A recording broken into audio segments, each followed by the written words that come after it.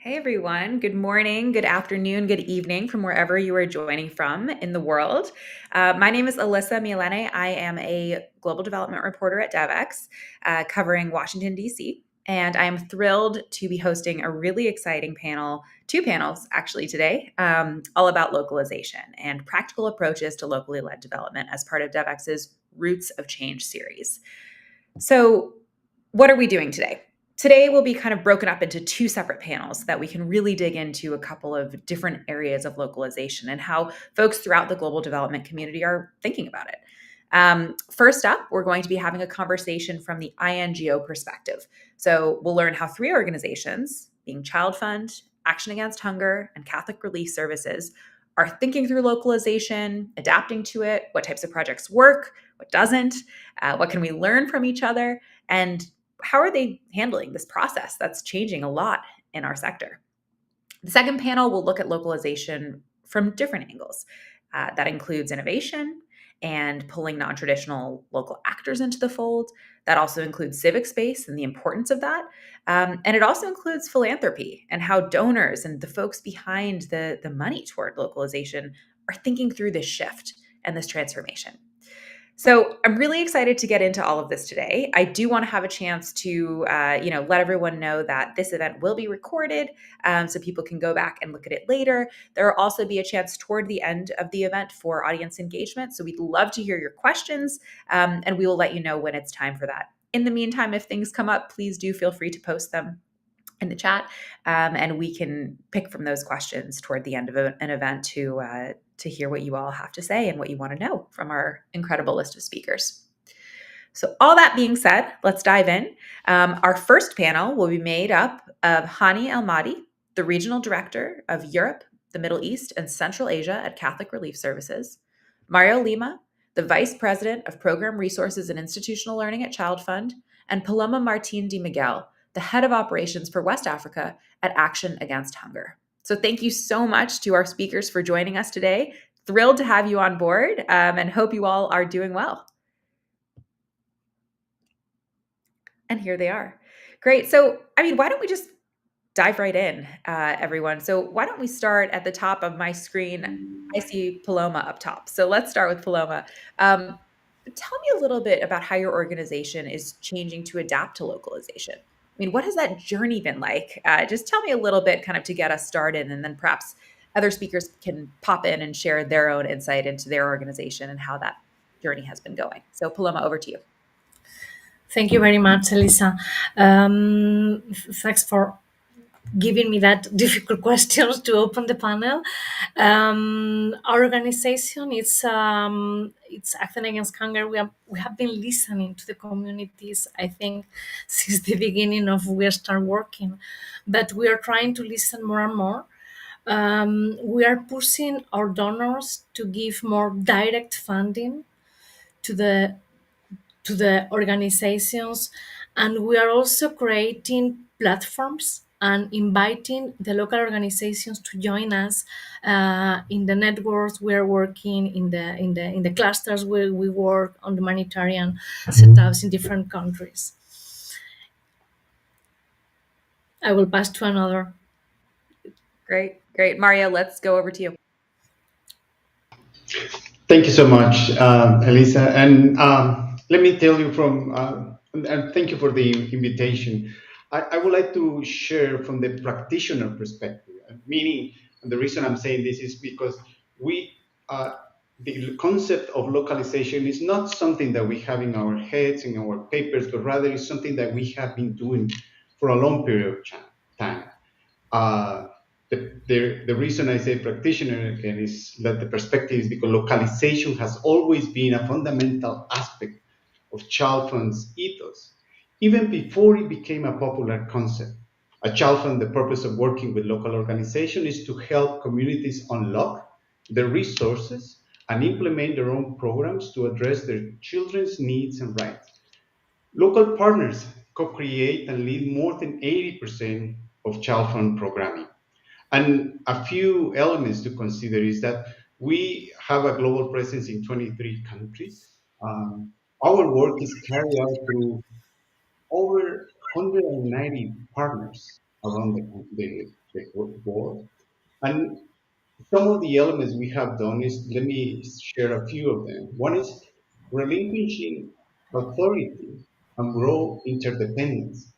Local partners through consultation processes with their communities, including children, families, community leaders, authorities, government officials, define what is relevant as an intervention. They present annual operating plans to us, and once they are approved, they receive the necessary resources to implement programs and projects directly. We need, from that perspective, the other important element is trusting the management of funding. As an example, over the past 5 years, we have transferred more than $200 million to local partners in these countries that I mentioned. About 47% has gone to Africa, 28% for Latin America, and 25% to Asia. This has been transferred directly to local partners who are the ones who are implementing, as mentioned before. The other important element is a fit for purpose, multidimensional model. While we have country offices, in some countries, our presence is already through a local organization. This is being done in Brazil, India, Mexico, Thailand, and they are the ones who represent child fund in their own countries. And finally, I would like to talk about the shifting the role in the grant management and leadership arena, and defining the value that we are bringing to the table for local organization, right? Just this past fiscal year that ended June 30th, 10% of the total funding coming from grants for child fund was led by some of our local partners as prime, and we are sub-grantees of these local partners. So as you can see, these are very important features that we are trying to more and more grow up in the different relationships that we have with them. Thank you for the question, Elisa. Fantastic. Thanks, Mario. And I think you've raised a really interesting and significant point, I think, which is that a lot of INGOs have been doing this work, but somehow right now localization, as I think Mario said at the top of his remarks, is kind of the trend that everyone's trying to push for at the moment. It's hard to find an INGO that doesn't have some sort of strategy towards it. So whether it be elevating certain strategies that organizations have been doing, or starting new strategies altogether, or thinking about things in different ways, it does seem like a really interesting time to be on kind of the cutting learning edge of an international organization. So that being said, let's also pass it over to Hani. I mean, tell us about CRS. Tell us about what your organization is doing, and also in your region. Thank you very much. Thanks for the opportunity. Yeah, building on what has been said so far, I've for CRS partnership. CRS is a partnership agency. We have been working with partnership even way before the term localization was became more the rhetoric or trendy in the industry. We have always been working with that's part of CRS DNA. We work in more than 100 country around the world. Like there is no way we can establish sufficient presence like directly without we could have never reached our results at that scale without working closely with partners. I have to say that for CRS, partnership is built on number of principles, but the most important of it is basically the whole essence of about trust and trust in the capacity of the local partners and what they can bring in to the table. We start with assessing the strength of the partner instead of like the weaknesses or the needs of the partner, because we start with like what they can, because what we have learned over and again is basically you will never be able to reach sustainability or scale if you don't work with the partner, not through the partner, is with the partner. They have to take the lead. In short, our global strategy, in short, is basically says it's in their hands, meaning that meaning the local partners, local stakeholders should take the lead on the process. So building on their strengths, building on the partner strength, and we come and bring in the value added if needed to further our joint mission. I have to say, like, if you look at in at least in the globally for CRS, we have one of the just an example. Like we have the Empower project, which is basically building the capacity of local partners to be better at emergency response. Better meaning here, better taking the lead on emergency response, not just implementing, but taking the lead. This program now is started in Latin America in 2018. Now it's implemented in more than 60 countries around the world, uh, achieving wonderful results.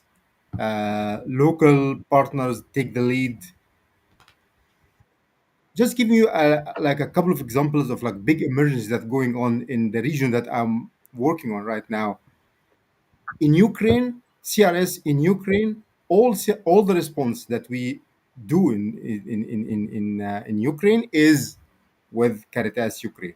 Caritas Ukraine is taking the lead, and CRS there is to provide whatever the value added, what we can bring into the table. But the leadership is taken by Caritas Ukraine.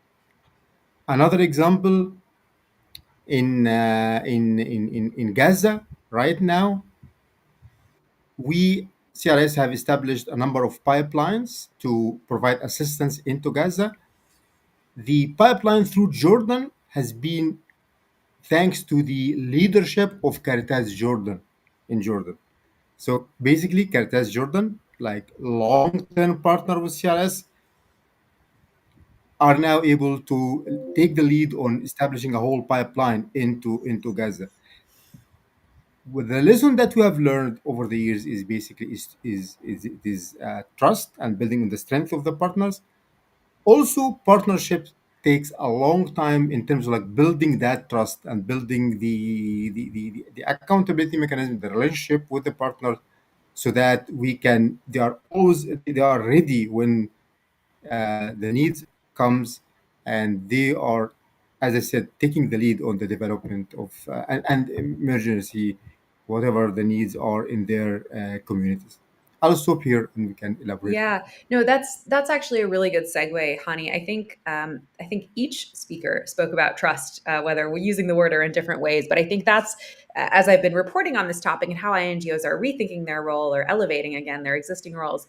Trust is kind of this big piece that is consistently coming up as one of these ingredients to success.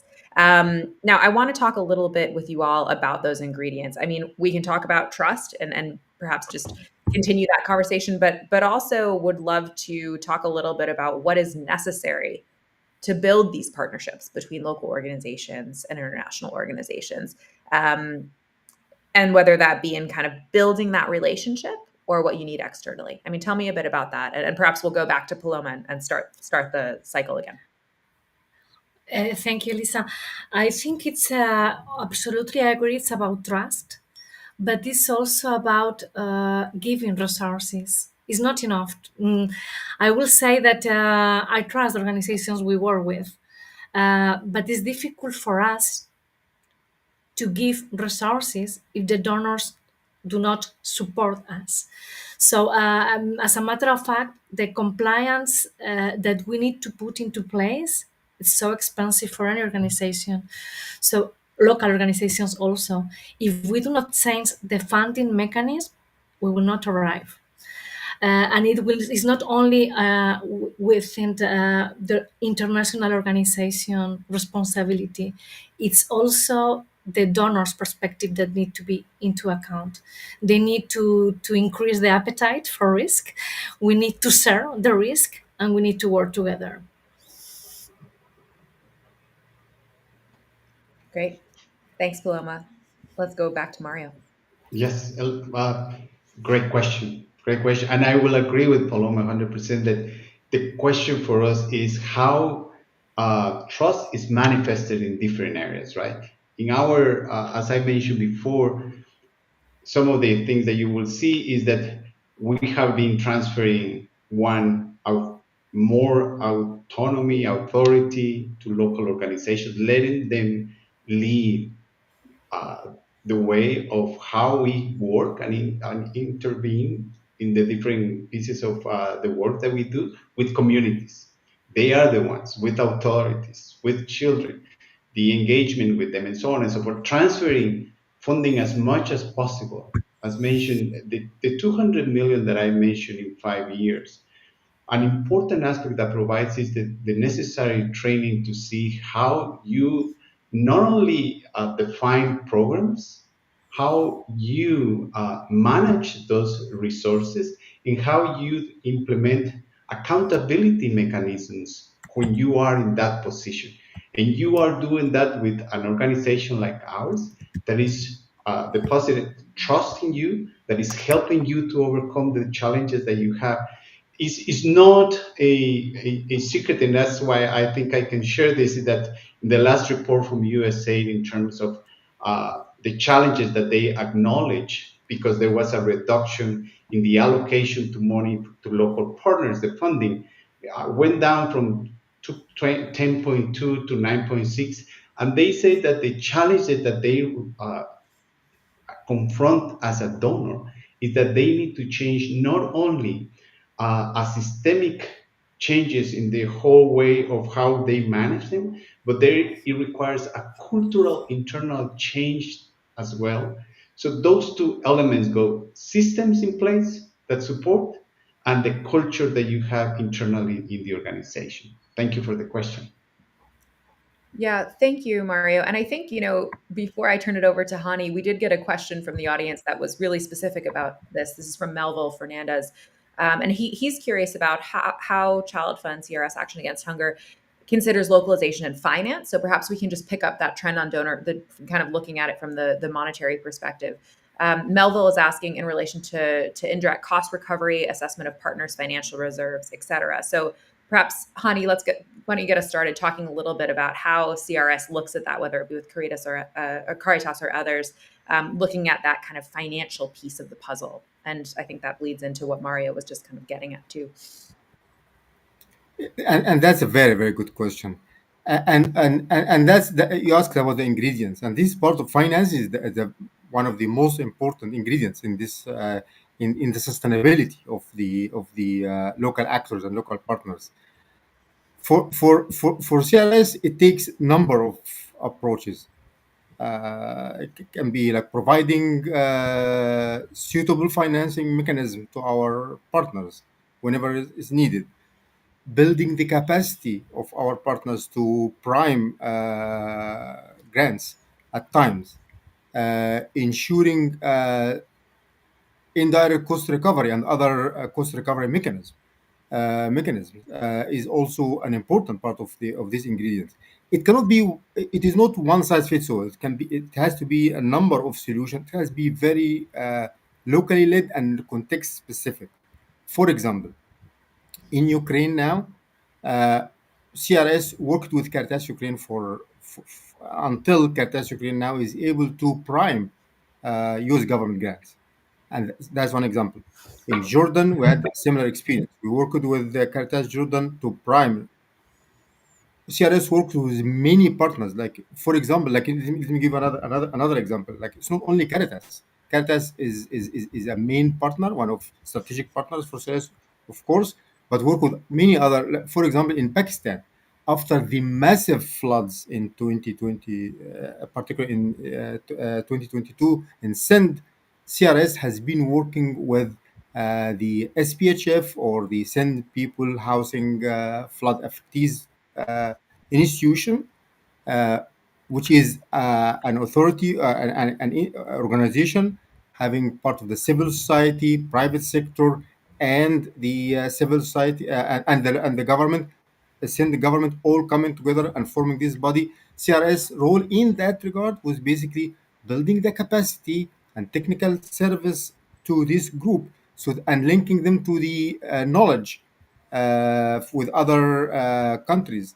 So that's where I have to say that the role of the INGO can be multifaceted. It doesn't have to be, as I said, one size fits all. It depends on the context, but it is depend on the situation. One important thing to add about like trust and finances and all of this, it's all about also time. I know we all work within the framework of projects. Project is our mechanism of work. But you know what? Capacity building and partnership is way more than projects. It's more strategic. Paula mentioned very, very well. I agree 100% about accountability. I cannot stress this enough. It has to be accountability on both sides, on the donor side, on the NGO side, but also on the local partner side. We all have to be accountable about better resource management. And we are, at the end of the day, we are accountable to the program participants or beneficiaries. This is our ultimate accountability. And we have to be all accountable for providing good results in that regard. And you cannot achieve those good results at scale if you do not work with local partners. So scale accountability is like important for working with the local partners. Great, great. Thank you. I want to pull it back over to Paloma for that question too from Melville in terms of just building on what has already been said and how Action Against Hunger kind of thinks about this, the financial specifics of that, whether it be indirect cost recovery, trust, etc. Get me into that. Okay, if I focus myself on financial, but I will not will I prefer to focus on other things, because for me financial is just a matter of localization. It's very important because we have to sift resources, that's for sure. But when we do a localization in terms of finance, of course we include the cost recovery. I mean, the same as if the fund was directly to us. That's what, from the donor to us, from us to the donor, is exactly the same cost recovery rate. However, what I will say is that for me, when we talk about localization, we have to go much in deep. Is about change the mindset. I realize that the way we work, the way we think about cooperation, there are so much of colonization remains there. So it's not about, for me, it's not about training, or it's not about capacity building. I will say that most of our partners, the strategic, as you were saying before, is not the strategic partners. We have partners to make a project, yes, but after we do have strategic partners in all the countries, and we learn so much with them, about them. They are our mentors in many matters, because sometimes we do not understand the context as they do. So it's really an strategic partnership, and finance is coming with, of course. But I will say that it's not the main obstacle for localization. The main is the mindset we have, and this is the thing we have to change, on my perspective. Thank you. Yeah, absolutely. Absolutely. Well, we've only got a couple of minutes remaining, so I wanted to ask one more round of questions for our dear panelists here. Tell me a little bit about kind of the success stories. I mean, tell me a little bit about what's worked. You know, maybe to provide us with a bit of optimism from for our audience here. Um, Stories from the ground, stories from your particular programs, and maybe lessons that can be learned from those stories. Let's start back with, I think we're at, is it Mario now? Let's start with Mario. Thank you again. Let me say a couple of things. One is that the two elements that I will say is that the whole purpose of, again, relinquishing some of that authority that historically international organizations have, that has been for a long period of time in our work, a great story of success, where local organizations are leading and paving the way of the work. That's very critical. The other element, as I mentioned, having our representation in some countries through local organization, I think it's another important issue where you have to show what is the value add that you are bringing to the table. In that relationship is different. It's different because it's more horizontal. You don't have the power. It's the local organization who has the power, and also the transfer of knowledge, money to those organizations is important. one important value that we bring to the table is this global perspective. And I would say, let me define it as a delicate dance, because it's, on the one hand, I believe we can all agree that localization is not only important but also critical for sustaining development, right? But on the other hand, it is equally important to clearly define the role and value add of international organizations, and what is it that they are bringing to the table. It's not what the local partners are bringing to the table, it's what is us that are bringing to the table. And many aspects, including program design, funding, management, are these global frameworks that we have achieved in the sector, that it's important that these standards are within these local organizations. So our sense at Chalfont, again, is that this is something that we have worked very diligently to move forward as a story of success, in how our internal systems reflect and support the work that is being done is also very critical. I hope that that answers your question, Lisa. Great, great. And with our couple of minutes remaining, Hani, let's hear from you. First, everything that Paula and Mario mentioned, I 100% agree with. You asked for few examples to give all of us hope here. I would say, like, the local partners are eager, and by local partners I want, like, I know you have another panel to talk about, like, the whole, like, local stakeholders, including, like, civil society, local government, private sector, the whole civil communities are eager to take development in their hand.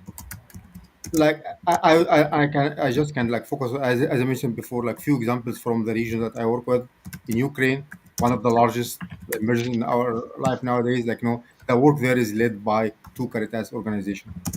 The In Gaza today, CRS work with, like, 13 local partners who are basically leading the assist and sacrificing their. I just want to mention those guys. I guess big shout out for those guys that are sacrificing their lives to provide assist to their fellow Gazans, not under the current circumstances.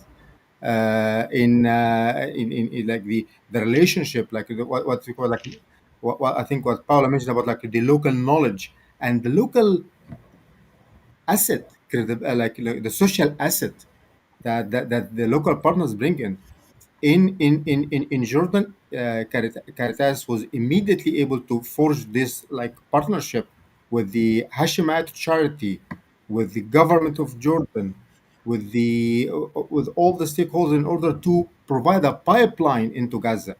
That is something that, could take another INGO years if they will be able to do that. But they were able to do it, like, intuitively, being part of the leadership in their community. So yeah, a lot of hope. And as I think Mario, you mentioned that it's not nice to have, it's a must have for sustainable and scalable development and the humanitarian response, to have local partners taking the lead on all of this.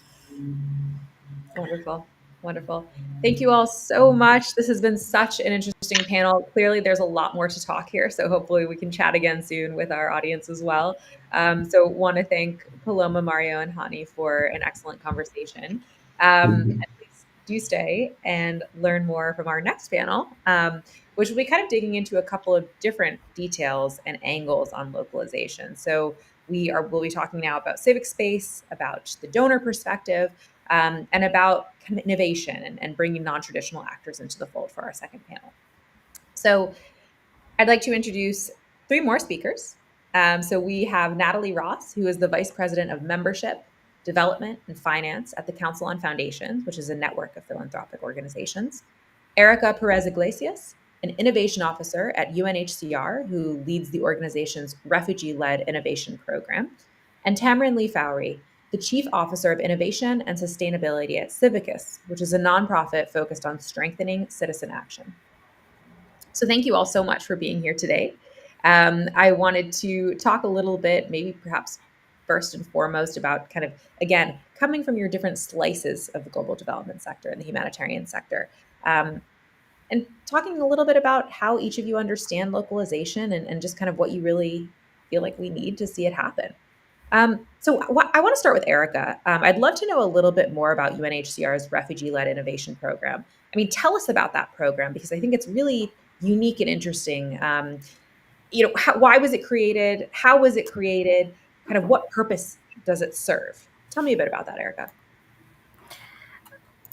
Thank you so much, Elisa, for the invitation and everyone in the audience for listening to us. So perhaps I can start like explaining why UNHCR is strongly committed to localization.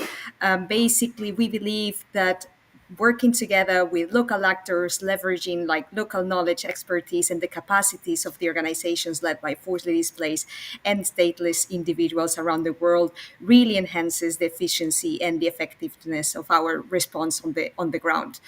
UNHCR has already several mechanisms that support directly the implementation of initiatives led by forcibly displaced and stateless individuals, but we realized that basically they were lacking a space to test basically innovative approaches and like initiatives that could potentially generate long lasting positive impact in their communities. So we came together with refugees and other forcibly displaced populations to develop a mechanism where these ideas could be championed. And this is how basically the Refugee-led Innovation Fund was created. The fund basically recognizes and champions the creativity and resilience of forcibly displaced and stateless individuals. It's not only a mechanism that provides like meaningful financial support to these organizations by supporting each idea with up to $45,000 to be implemented over a period of 18 months, but it also includes a mentoring and technical support component because from UNHCR we believe that basically investing in building the skills of forcibly displaced and stateless individuals and their organizations helps build basically equitable partnership, which is ultimately one of the objectives of localization. So basically, the Refugee-led Innovation Fund is one of the key contributors of UNHCR to the overall agency localization efforts. So by empowering like local ideas led by refugees and other forcibly displaced, we are not only strengthening community resilience and self-reliance, but we are also aligning to the broader UNHCR and humanitarian localization efforts on the ground. I'll stop here. I'll pass the floor over to you. Thank you. Fantastic. Thank you so much, Erica. Now, before we get to our other panelists, I do just want to dig a little bit deeper into this, the role of non-traditional actors here, because I think when we talk about localization, a lot of kind of the first thing that we think about, right, is kind of okay, let's shift this money and decision-making power, or let's shift it over to either national actors, kind of local organizations. But this program is really talking about refugees themselves. So, can you just tell me a little bit more about that, Erica? Um, why is that process important? And I'm sure also some of our audience is curious how that actually works in practice. I mean, how do you get these folks into the fold, especially an agency like UNHCR, which is so big, right? And you're talking UN entity and then getting down to the folks that are actually experiencing these crises. So tell me a bit about that. Thank you so much, Elisa. So first of all, it is important to know that this fund adopts like a more bottom-up approach. Like we are trying to understand really the needs of the communities that UNHCR works with and for to basically provide like them with a framework, right, that allows them to implement meaningful interventions on the ground. So many people will ask like why like basically investing in innovation led by forcibly displaced and stateless individuals is important, right? So it's not only about empowering local actors. Of course, like one of the priorities of like supporting organizations through this fund is to offer them a space. But as you were mentioning, we are not only supporting like traditional actors, we are like also supporting, for example, non-registered organizations, which are very often under the radar for many organizations, like basically don't have the skills or the capacities to implement like basically initiatives in a way that probably traditional actors are expected to. So we believe that basically through capacity building, through the right resource allocation, promoting inclusivity, and like incorporating that aspect of advocacy and policy influence, right? Like what the fund is trying to do is gather evidence of basically the agency that these organizations have to effectively lead the design and implementation of meaningful initiatives on the ground, to basically like challenge some of the perspective that donors have, that for example Paloma was mentioning, right? Like how are we like shifting a little bit the mindset of traditional donors that are contributing towards localization efforts. So this is one of the areas that this fund is trying to do, is like we are investing in refugee-led organizations, like trying new approaches to tackle challenges that they've been having in their communities, that they've been trying to do, that trying to solve collectively, by giving them like basically the push that they need, like through this holistic mechanism. And we showcase like by gathering evidence that this is working, basically that refugee-led organizations, that organizations led by forcibly displaced and stateless people, with the right tools, with the right frameworks and support, are the right partners and the way to go when implementing future interventions on the ground. Not sure if this answers your question. Definitely. Fascinating. Thank you so much, Erica. I have so many more questions for you on this, and I think we'll come back to that. But I did want to shift over to our other panelist, who is Natalie Ross, and she's again from the Council on Foundations, because Natalie can help us untangle another really essential piece of this puzzle, right? Which is the donor perspective. How are donors thinking about this? How are philanthropists thinking about this? It's a very new way, as kind of Erica and our other panelists have started to get at, is a new way of funding, a new set of actors to fund. Natalie, why don't we talk a little bit about that? Because I want to also note that many of the council's members have actually committed to doing this, right? And committed to prioritizing locally led development in grant making. Why don't you first catch our listeners up a little bit on that commitment, and then talk to me a little bit about how things have gone since that commitment was made. Yeah, absolutely. So thanks for the question. And for those who don't know, the Council on Foundations, we're one of the US's oldest and largest membership associations for philanthropy. So we have over 950 institutional members, and about 25% of them fund internationally. And in the US, collectively, US foundations make global grants worth more than $8 billion per year. So that is significantly less than bilateral funders. And yet foundations have such a privilege of having the flexibility and not being impacted by things like election cycles. And so it's a really critical amount of resourcing for global development that we at the council have been working with our members to look at critically from a lens of locally led development. So we've been working with many U.S. Global grant makers on this issue, co-chaired by the Conrad Hilton and David and Lucille Packard Foundations. And last year, 15 U.S. foundations joined a global bilateral donors pledge or statement on locally led development, where they committed to shift and share power, work to channel high quality funding as directly as possible, and publicly advocate for locally led development. And then this summer, additional European foundations joined that global commitment as well, organized by our peer network in Europe, Philea. So it's been about a year since these foundations in the US made these commitments.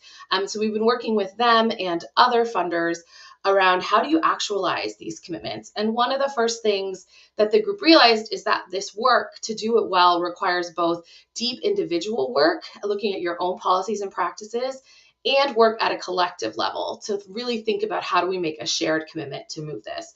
So accountability is really key for these foundations to think about how are they walking the walk, not just signing on to a donor statement and then going back to their desks and doing their jobs as before. And so many of the foundations we're working with are trying to hold themselves accountable to these goals. And they're working on things like reassessing their grants data, trying to really understand how much of what we do is really getting to groups that are locally led. That requires talking across an organization about what is our definition of being locally led. How do we determine whether a grant is reaching the type of community or an organization that has the type of leadership that really matters to us? And so that can be a challenge. And sometimes foundations can get stuck in really just fighting about a definition or debating it internally. And so one of the things we are excited to see is that for our members, yes, they are working really hard in these internal systems, but they're trying not to let process get in the way of progress. So while also taking the time to figure out, how do we count this? How do we measure this? How do we report it back out to our stakeholders and show that we're making commitments aligned with these pledges that we're joining? They're also moving forward to support new efforts led by global majority civil society groups, supporting advocacy efforts, whether that's in sub-Saharan Africa, or some of our members are really excited about an Indigenous-led intermediary that they've helped support in Asia. And so overall, we see a commitment to questioning the processes that are within the foundation, but also looking at how they can be more locally led, not just in who they fund, so not just in their grantees, but also all of the ways that they think about how they do their work. So looking at shifting power, it can be thinking about how are your strategies created? Who is giving you input as you think about new strategies for different programmatic areas? Where is decision-making authority within your foundation? How are different grant decisions being made, and how can that be more influenced by more local voices?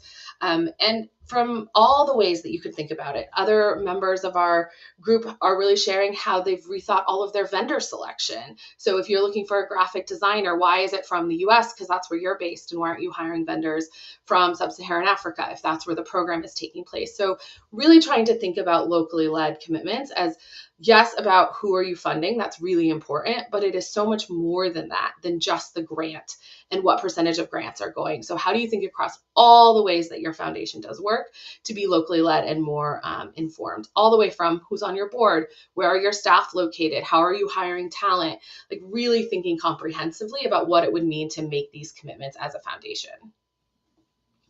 Fantastic. Thanks, Natalie.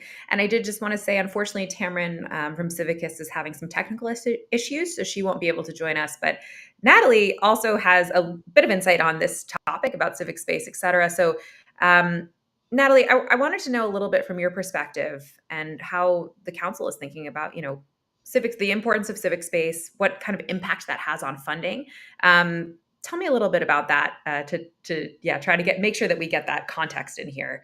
Absolutely. So we know, if you look at the data and at recent history, that civic space is closing across the country, or across the world in many countries, and that can be a challenge, obviously, for local civil society, and it's really a difficult situation to be working within. But it also can really impact funders. And so, for U.S. foundations specifically, there has been a trend of closing civic space, especially in countries where there's a lot of U.S. funding, as there's a demonization around foreign funding, right? So we see China and India as an example, as two countries that get a large percentage of those $8 billion from US foundations. And yet laws in those countries have made it much, much harder for US foundations to directly fund civil society groups in those countries. And so closing civic space has ripple effects on so many levels of this work. And it can really impact whether donors are able to work directly with the kind of local partners that they want to support. It can also make it really difficult for those local partners within their community if they receive foreign funding. It can put a label on their work. It can draw attention to them in a way that puts them at risk. And so that's why I think the nuance of understanding what influence you have as a funder is so important as you think about who you're working with and how. And it's a challenge. Also, for many of our members are also trying to think about how can we invest in and support local intermediary groups. Often working with an intermediary can be a protection mechanism so that an organization is not receiving a direct grant from a foundation or from a certain donor. They're receiving it from an intermediary that can be more trusted. And so making sure that those exist in around the world, not just having all pooled funds and intermediaries that US foundations are working for based in the US or based in Europe. How are we building that ecosystem that supports philanthropy and civil society at all levels locally? And what does it look like for that to be really authentically led from the ground up and not imposed by donors from abroad who are just looking to get around laws or regulations? So that's really, really important. And it's not as simple as it might sound. Right. Right. And those are really critical questions. I mean, not to put you on the spot, Natalie, but I'm just curious, have you heard of any, way, like how though? Like, okay, these are all really complicated. Seems like hard questions to answer. So how is that possible? I mean, how is it possible to really see this in fruition? Have you seen examples maybe from particular foundations that have done this work? Yeah, I think there are lots of good examples, and we're actually collecting a range of case studies to put out so that people can see. And that's one of my biggest recommendations for funders looking to do this work is, although it is catching on as this trend in this moment, it is not a new idea. And the idea of being more locally led has been around for a long time, and there are some really important sector leaders who have been doing this for decades and decades and have a lot to share. So no institution should feel like they have to create their own wheel, figure it out themselves. It's a waste of resources. And so how can you learn from others? And so that could be, there's so many examples. The Seagal Family Foundation is an amazing foundation based in New Jersey, but has been working in sub-Saharan Africa for a very long time and is such a leader within our network of what it means to really shift almost all of your work to be locally led. They do things like host donor salons in Africa, where they bring funders from around the world to meet their local grantees, because you don't want the fear of, how do I find those local partners? How do I understand who they are? I don't have time to invest in that. You don't want that to be a burden funding locally. So Seagal is very committed to making sure that other funders can share in their knowledge of the most amazing local partners that they have found across the continent. And there's other movements too. I think one of our peer networks is Wings. They're a global philanthropy network based in Brazil, and they're really working to help set up and then strengthen philanthropic infrastructure around the world. And so how can you make sure that there is organizations like the Council that are working and advocating for civil society groups and for regulations around philanthropy that enable local leadership for a long time on these development issues? Like there's just a lot of really exciting examples, like the indigenous-led intermediary that I mentioned in Indonesia. So lots, and I'm sure Erica has lots of great examples to share on the ground as well. Fantastic. I think we've got 1 minute. So Erica, if you do have a minute of example that you would like to share, anything like that, want to also open up the question to you. What has worked? What is working? How does this actually happen in practice? Thank you, Natalie and Elisa. I think we have a very diverse group of organizations that we work with in UNHCR. So there is no one size fits all. So that's why we basically need to adopt like a more tailored approach to when we work with different actors, like taking into consideration the different nuances, the different like grassroots level that they are, their leadership, their aim.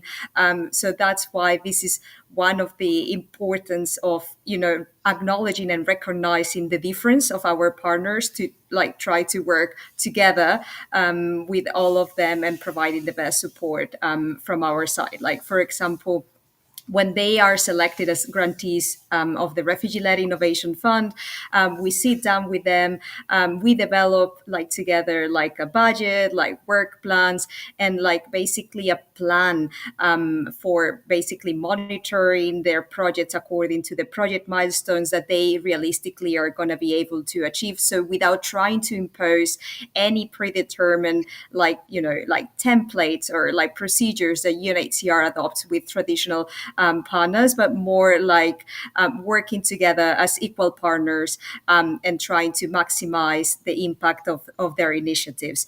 And in that regard, like for example, when we are like trying to like work together, we conduct like, for example, like needs assessments, right? Like what capacities you feel like you should be working on or strengthening. Like they are like super organized, like locally led organizations, but there are others that like completely, for example, SOPs or policies in place or financial management systems that they haven't had the opportunity to implement in the past. So it's acknowledging basically also these gaps to like basically respond in a meaningful and not like tokenistic approach when supporting these organizations, like really like working together in like ensuring that a minimum framework is in place to basically not only participate from these funding opportunities, but allowing them to receive and to engage further with other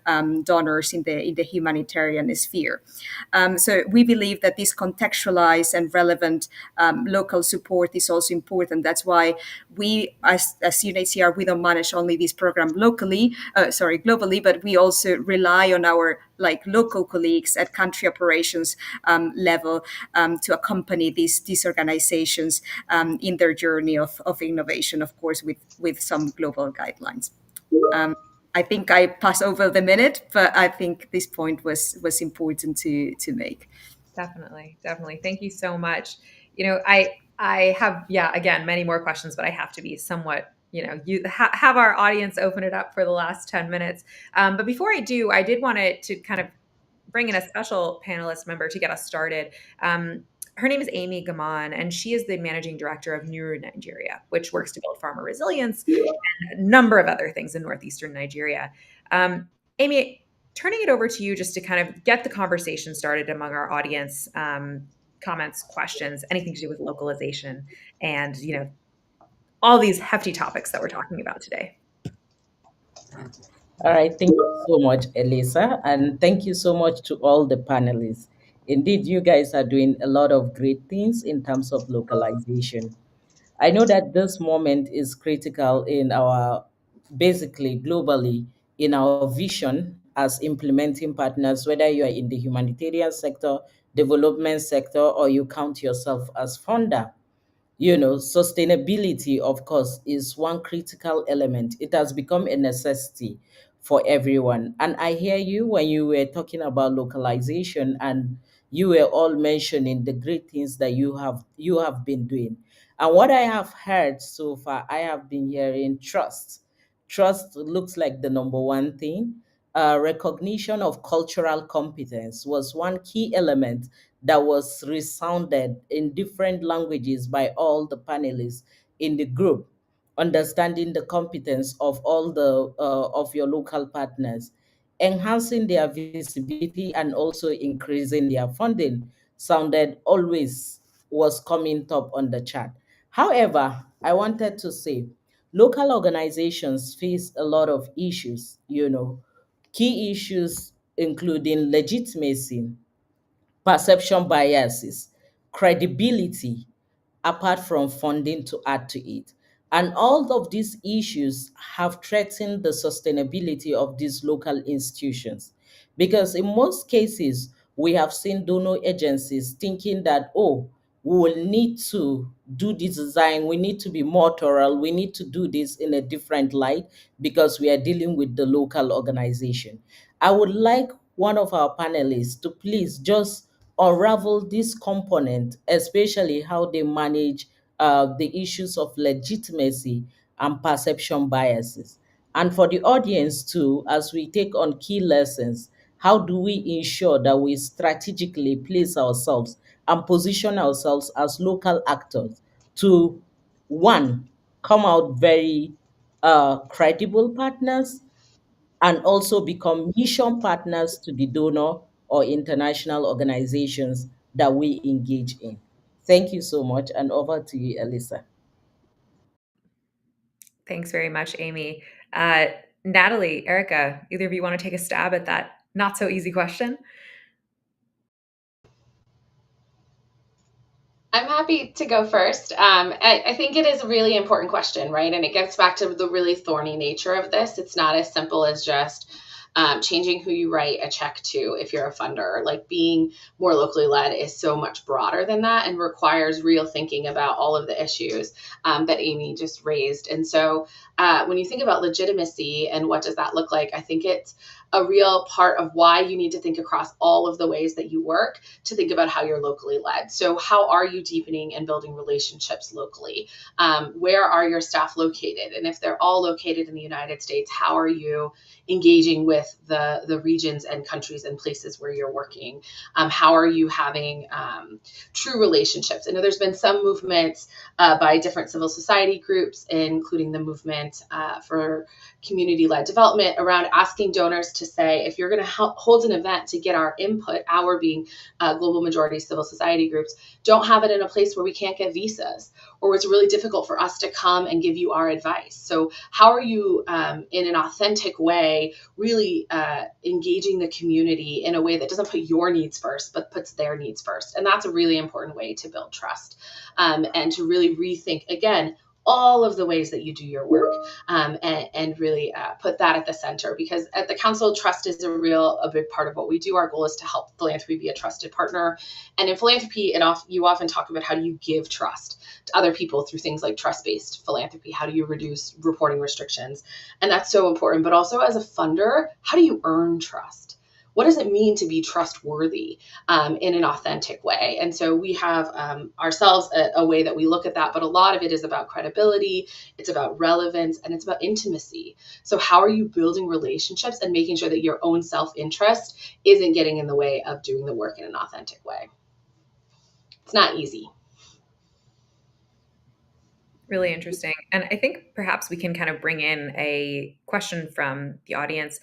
So Sarah Robinson has asked, she said rather, the terms capacity building or capacity sharing can sometimes be problematic, right? And sometimes reinforce that power imbalance.